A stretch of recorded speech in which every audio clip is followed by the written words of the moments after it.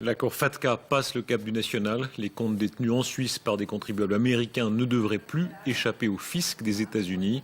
Par 112 voix contre 51 de national, adopte l'accord qui règle le transfert de données bancaires selon un système proche de l'échange automatique d'informations. Cet événement fait date dans le conflit fiscal avec Washington. Il illustre la pression américaine sur les États, mais aussi sur les banques et sur les particuliers. Les clients américains ou les binationaux en ressentent les effets. Enquête exclusive signée Valérie Demierre. Cette histoire est emblématique du climat d'inquiétude qui règne au sein des banques suisses.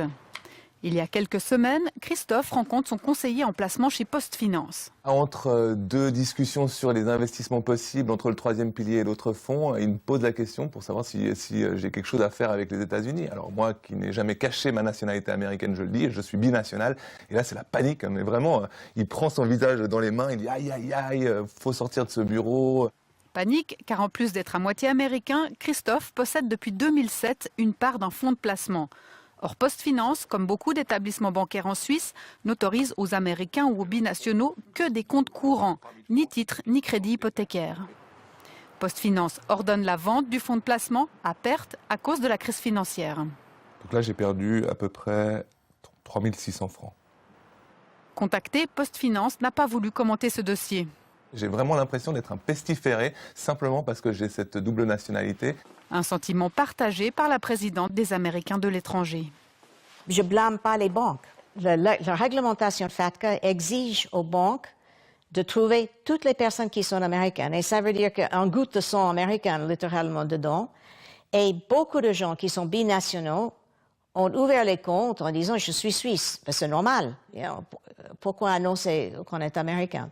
Et c'est pour ça que les banques maintenant vont systématiquement fouiller dans tous les dossiers pour voir s'il y a le moindre indice que quelqu'un est américain. Si les banques découvrent des clients américains non déclarés, à elles d'en supporter les éventuelles amendes.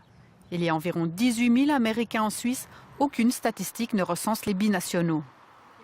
Aujourd'hui, c'est toute une communauté qui se sent traquée.